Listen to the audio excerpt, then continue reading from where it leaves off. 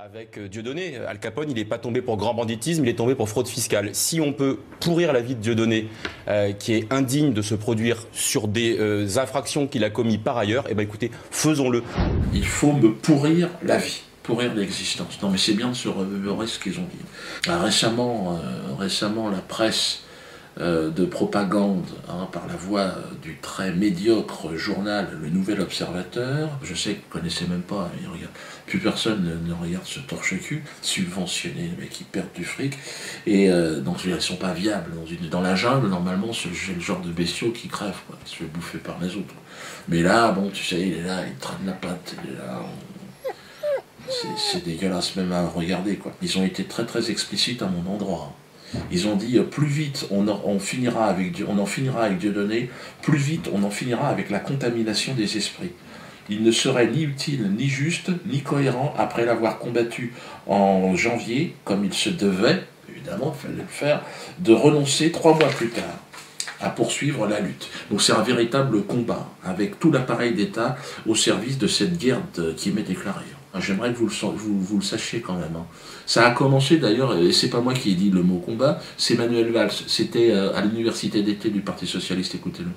Et ce combat, il va continuer quand un journaliste, Frédéric Aziza, se voit insulté, calomnié, sali sur Internet par celui, M. Soral notamment, qui a inspiré l'extrême droite, qui trouve de bien curieuses liaisons avec d'autres. Je pense à Dieudonné. Cela veut bien dire que le combat n'est pas terminé et que nous allons le poursuivre parce qu'il en va de la République, de la liberté de la presse et de la démocratie.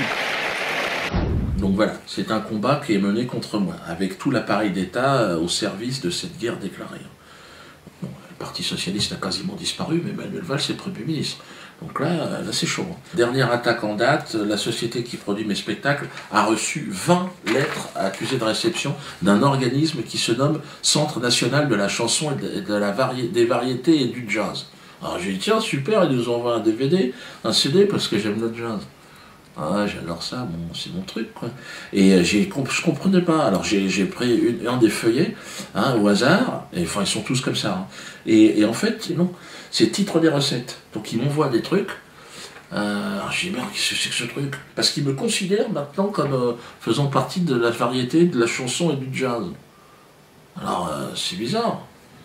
Parce que là, je comprends pas très bien. Donc là, ils disent que j'ai joué à l'Acropolis à Nice, et j'ai jamais joué là-bas, et ils disent, vous avez fait tant de recettes, et vous devez tant. Mais j'y étais pas. Ah, c'est pas grave. Ah merde. Ah, ouais. C'est un faux. Alors cet organisme, si vous voulez, qui est sous tutelle donc du ministère de la Culture, est chargé de prélever des taxes auprès de gens qui sont considérés comme des artistes de variété, de jazz et aussi de sketch. Bon, moi c'est compliqué parce que c'est pas vraiment des sketchs, il y a un fil conducteur. Donc nous on n'a jamais su comment se positionner par rapport à ça. Mais aujourd'hui ils voudraient me réintégrer dans la grande famille des artistes. C'est gentil. C'est gentil, Philippe Petit. Mais c'est bizarre parce que Philippe Petit, donc l'actuel ministre de la Culture, ne me considère pas comme un artiste. Regardez ce qu'elle raconte. Pour ma part, je considère que Dieudonné n'est plus aujourd'hui un artiste ni même un humoriste. Il a franchi toutes les limites. Il se comporte comme un militant politique, un militant d'extrême droite, un militant négationniste. Ah, je comprends pas. Qu'est-ce qui se passe, Aurélie? Alors finalement, je suis un artiste.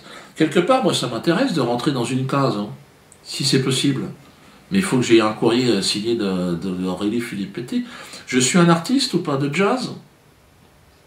Parce que là, on comprend rien à ce que vous faites. Et puis, Aurélie, c'est un organisme de tutelle. Ça, c'est un faux. C'est-à-dire que vous m'envoyez des faux officiels. Donc là, Aurélie, on va aller devant le juge. On va aller devant un juge, c'est obligatoire. Il va falloir que tu m'expliques ce que vous êtes en train de bricoler, là. J'ai pas été à Nice. Demande à Estrosi s'il veut que je vienne jouer à l'Acropolis. Demande-lui, tu vas voir. Il va te dire non, non, non, c'est pas un artiste. Ah oui, mais ça c'est pour les artistes. Oh, Aurélie, y a quelqu'un? Il n'y a personne, Aurélie Philippe Petit, rien du tout.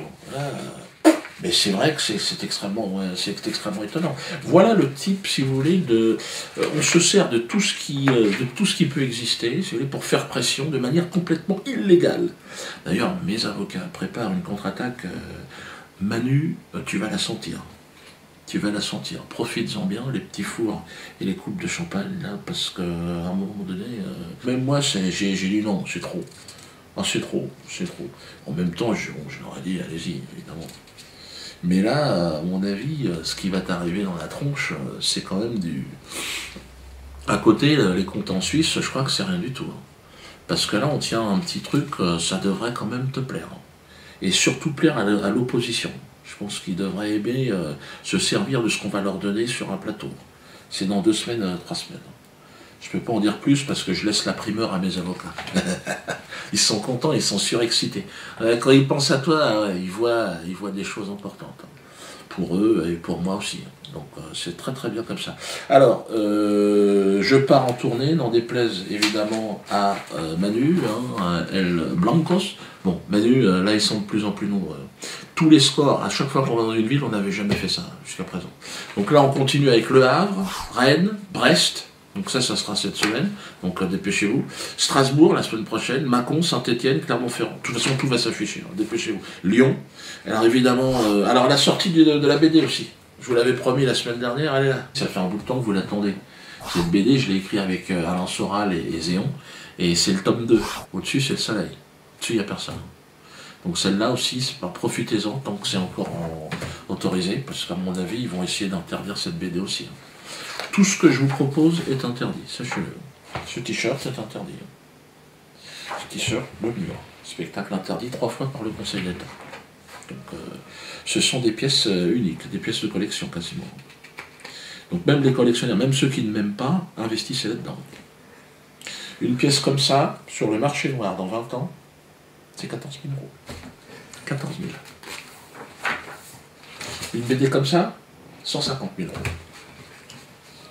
Ah, Dieudo, il faut qu'elle soit signée. C'est vrai qu'il faut qu'elle soit dédicacée. Donc démerdez-vous pour les faire dédicacer. Sinon, elles ne sont pas identifiées. Moi, je vais faire vendeur d'art. De toute façon, demandez à Philippe Etty. De toute façon, elle vous a dit, je ne suis plus un artiste. Je suis aujourd'hui un vendeur d'art. Au niveau politique, ça bouge aussi pas mal. Hein, au niveau politique, il y a des gens... Ah ben, il y a évidemment en Belgique. En Belgique, Laurent Louis, vous le connaissez quand même. Laurent Louis. Ah là là les amis, qu'est-ce qu'ils nous en font baver ces politiciens depuis des années. Qu'est-ce qu'ils prennent un malin plaisir à se foutre de notre gueule à longueur de temps.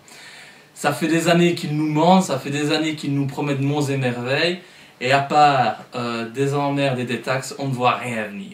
Alors il est temps aujourd'hui de leur mettre une belle quenelle, je pense que c'est très important. Nous en avons tous marre de la politique actuellement. On a envie de politiciens qui nous représentent, de personnes qui apportent des solutions plutôt que toujours venir avec des problèmes.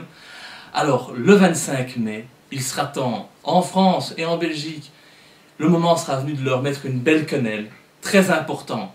Il faudra tous se mettre à l'heure de la quenelle le 25 mai, tant aux élections européennes que fédérales et que régionales, surtout en Belgique. J'espère qu'en France, bientôt, un mouvement Debout les Français pourra se lever également. Alors, il y a une spécialité qui a pris beaucoup d'ampleur en France, c'est la quenelle. Cette quenelle, nous avons aussi essayé de la mettre à la sauce belge, avec pas mal de succès. Et c'est pour ça donc qu'à Bruxelles, moi je vous invite à soutenir un maître quenellier qui se présente comme tête de liste à la région, c'est Arnaud Tellier. Viens Arnaud, viens. Maître quenellier. Bonjour à tous. Et alors, nous avons un deuxième maître quenellier à l'Europe, lui c'est Abdeslam Lagmish. On y va? Bonjour à tous. Non, lui ne fait pas la quenelle. Non. Pas de quenelle? Si on veut. Ah ben voilà, ça y est, c'est bien. Il a appris la leçon. Alors, le 25 mai, votez tous Debout les Belges. Pensez aussi à moi dans le Hainaut si vous le voulez bien, tête de liste à la Chambre. Et mettons-le une bonne raclée, une bonne quenelle qui la sente bien. Et au revoir.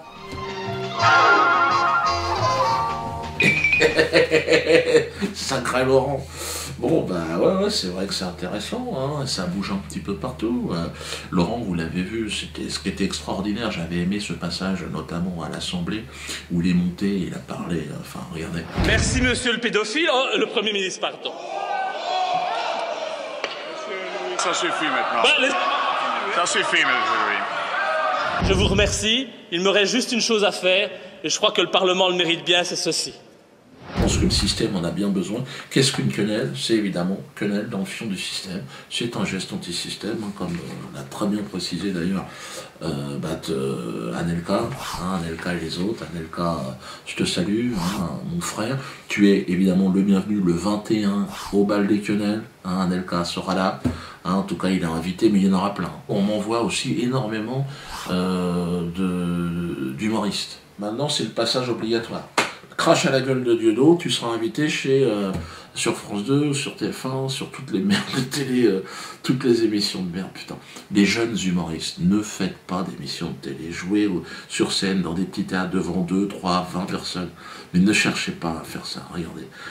Ils sont en train de vous presser comme des citrons, comme de la merde. Tous ceux qui font de la télé, regarde comment ils finissent, regardez. Tu fais du cinéma après, c'est la même merde, c'est la merde, tout ça. Ne faites pas ça. Hein, parce qu'il y a beaucoup qui me disent « qu'est-ce qu'il faut faire pour faire humoriste ?» Ah ben déjà, fais marrer tes potes, et puis après, doucement, essaye de t'organiser, 3, 4, 20 personnes, mais surtout pas la télévision. Donc là, j'ai décidé de répondre à ces jeunes crétins,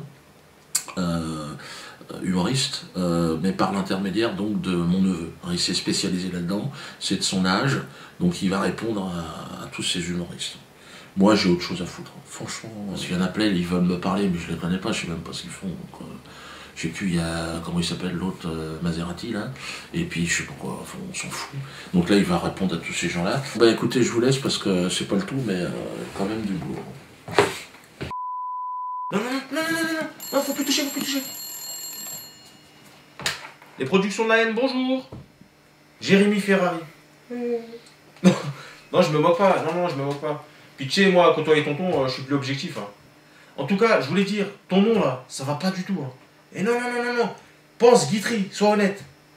Eh ben, Punto. Jérémy Punto. Mais si, ça déchire. Punto Tuning, rouge et vert.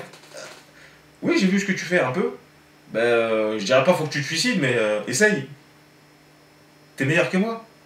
Je suis pas humoriste. Bon, en même temps, quand je vois ton niveau, je me dis que... Allô? Jérémy Ferrari. Comme vous, je découvre. Hein. Bon, il s'est lâché sur tonton dans une interview en Belgique. Avant tout, présentation. Je fais de l'humour noir pour dire des choses. J'aime balancer. Je dénonce. Je bouscule. Je n'ai aucune limite. T'es sûr que tu parles de toi quand tu dis je? Déjà qu'en privé, tu commences à zataner. Et même Ellie, il t'a dit redescends.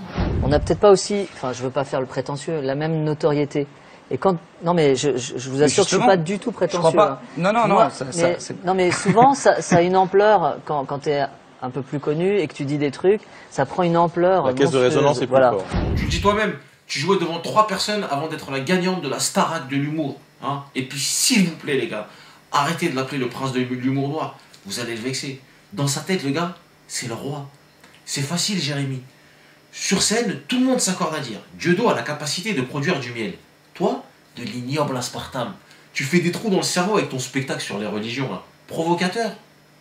Dans un pays où la laïcité, c'est plus un devoir qu'un droit, faire un spectacle sur les religions critiques, c'est comme vendre de la weed en Hollande. C'est juste lucratif. Provocateur, il eût été que tu joues ton spectacle en Iran. Après, monsieur se permet d'aller sur le terrain de Romain. Donc on y va. Quand Dieudonné se sert d'un enfant cancéreux, malheureusement décédé depuis, qui fait une quenelle pour faire sa promotion et faire sa pub, c'est à vomir.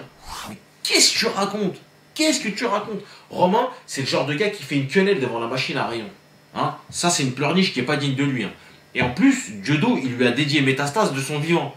Je sais pas si je vois le délire. Et juste, il est mort. C'est tragique pour nous. Mais justement, la tragédie stimule le sens du ridicule. Il faut rire de notre impuissance face aux forces de la nature. Charlie Chaplin, t'es meilleur que lui? Autant pour moi. Je te donne un exemple. Guillaume Batz. Alors je me présente, je m'appelle Guillaume Batz, j'ai 25 ans et je suis comédien. Tu lui as fait faire ta première partie. Ça, c'est gentil. Mais en contrepartie, sur ton site internet, tu mets Première partie, Guillaume Batz, réservé pour 1,5 humoristes. Normalement, après une vanne comme ça, tu remanges ton vomi. D'accord? Et aussi, petit détail passé à mon sens trop inaperçu. Sur l'affiche de Guillaume Batz, on peut voir co-auteur, metteur en scène, Jérémy Punto. Pour, j'imagine, avoir envoyé 3 mails de vannes flétries. Toi, l'altruiste, t'as pas pu t'empêcher d'apposer ton nom sur son affiche. Même si tu lui as fait gratuit, c'est pas la question. Tu lui as fait gratuit. Tu lui reverses les droits d'auteur, hein? Dis-nous. Guillaume Batz, il faut dire hein, si la Punto elle a des mots de poche. Hein, parce qu'il a dit que tonton c'était une machine à fric. 20 ans de projo, il devrait vivre en HLM le négro, c'est ça? Ce que tu sais sur Dieudo, tu le puises dans les médias que tu critiques dans ton prochain spectacle. Pour toi, il passe du mur à Souzoua et il abdique. Je t'explique. Quand tu ne peux pas mater un adversaire, tu ne réponds pas à la provocation. Économie de matériel. Et tu reviens discrètement, comme une ex au printemps. En face, c'est le Conseil d'État. C'est pas Catherine Barma, ok? Selon toi, il aurait sali la liberté d'expression. Il a perdu ton admiration et son statut d'humoriste. Bon, le statut d'humoriste, on essaie de gérer.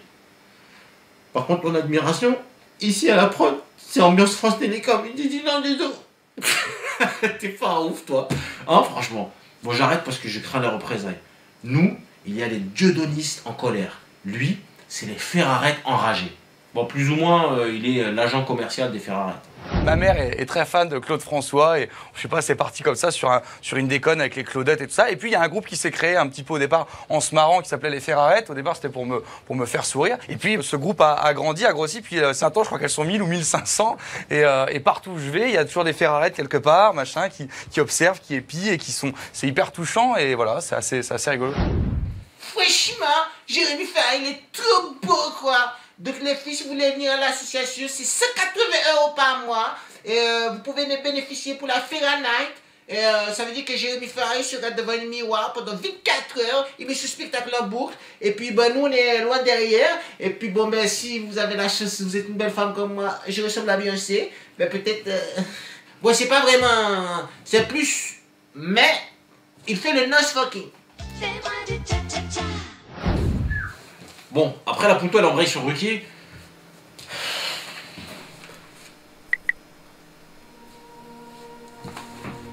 Laurent a été sensationnel avec moi. Il s'est battu pour que je puisse dire ce que j'avais à dire. Il m'a défendu, il m'a aidé, il m'a conseillé, il m'a fait grandir. Je lui serai éternellement reconnaissant. Je suis revenu vers lui parce que je ne peux rien lui refuser. T'es sûr? Mais s'il te propose de taffer l'oignon avec un concombre, hein? Et tu fais un didgeridoo? Bon, commencez pas les gars, je suis pas homophobe. Hein. J'ai un pantalon rouge. Donc voilà, automatiquement, je suis ouvert. Aide d'esprit, hein.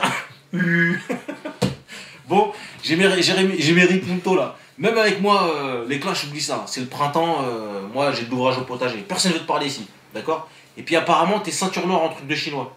Donc, ring, tatami, oublie ça. Combat drôle. Si t'es chaud, mon copain, je t'enfonce une dent dans l'œil. Infection. Le chicot de prolo, c'est plus méchant qu'une grève de moelle.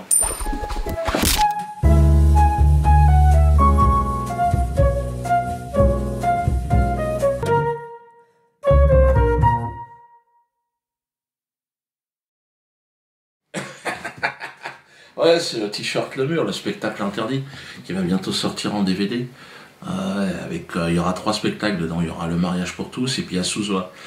Donc n'hésitez pas avec le spectacle interdit. Alors il y en a qui disent ouais Dieudo, tu fais beaucoup de business. Va te faire enculer.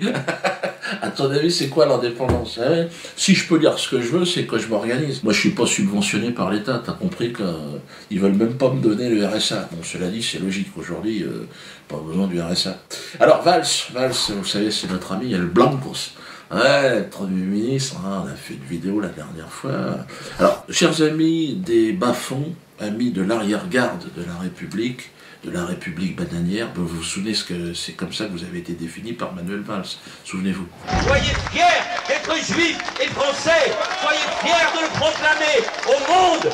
Les juifs de France sont plus que jamais les Français à l'avant-garde de la République et de nos valeurs. Donc s'il y a l'avant-garde, automatiquement il y a l'arrière-garde. Hein. Et on est des millions. Et je sais que vous êtes très nombreux à suivre mes vidéos. Bon, bah, ça me fait plaisir, hein, évidemment, de faire plus d'audimat que les émissions du service public. C'est vrai que l'opinion publique, ils sont comme ça, ils n'arrivent pas à comprendre. Souvenez-vous, il l'a dit d'ailleurs, écoutez-le, El Blancos. Pourquoi il y a des millions de visiteurs sur le site de cet individu? Pourquoi il y a des milliers de personnes qui, en toute connaissance de cause, assistent à ce type de spectacle? Vous êtes de plus en plus nombreux et ça ne va pas s'arrêter là. Ce genre de vidéo, à mon avis, pour beaucoup, c'est un petit moment de réconfort dans un monde qui vous est particulièrement hostile. Chômage, humiliation, injustice, amis de l'arrière-garde de la République bananière, je suis solidaire. Mais bon. Quelle est la place aujourd'hui de ces personnes, des bas-fonds de la République bananière? On est quand même très nombreux, on est presque une majorité, bien plus qu'une majorité, on est 99%. On est au fond de ce panier des tristesses et on se dit tiens, c'est bizarre, cette nouvelle aristocratie qui est là, qui essaie de nous donner des leçons de morale. Je me suis engagé à vos côtés dans cette lutte, évidemment, pour cette lutte, cette résistance, pour la dignité de notre peuple, le peuple de l'arrière-garde de la République bananière. Je me bats avec honneur et loyauté, mais c'est vrai qu'en face, les attaques sont de plus en plus virulentes. Je suis devenu aussi la cible de ce gouvernement, une cible privilégiée. Ils sont hystériques. Valls l'avait dit qu'il voulait lutter, Gage, souvenez-vous. Et nous devons aller désormais jusqu'au bout. La justice, les services fiscaux, mais bien au-delà. Donc moi, j'ai pas d'état d'âme à ce qu'on ait une stratégie Al Capone avec Dieudonné. Al Capone, il n'est pas tombé pour grand banditisme, il est tombé pour fraude fiscale. Si on peut pourrir la vie de Dieudonné, qui est indigne de se produire sur des infractions qu'il a commises par ailleurs, eh ben écoutez, faisons-le.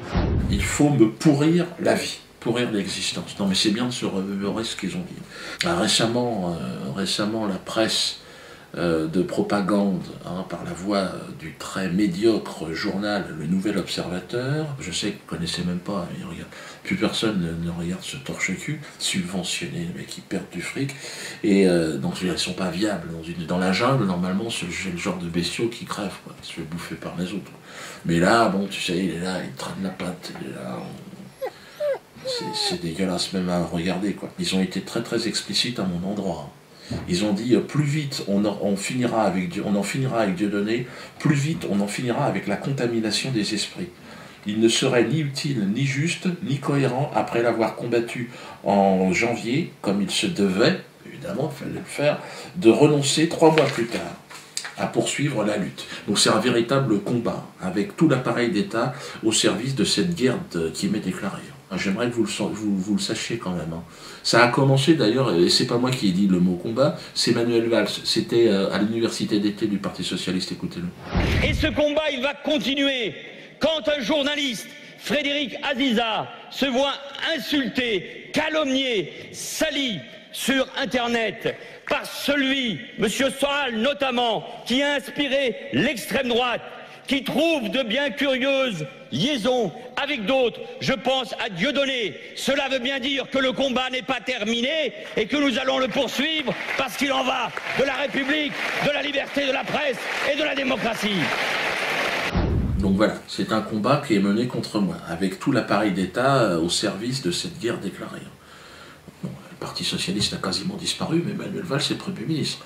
Donc là c'est chaud. Dernière attaque en date, la société qui produit mes spectacles a reçu 20 lettres accusées de réception d'un organisme qui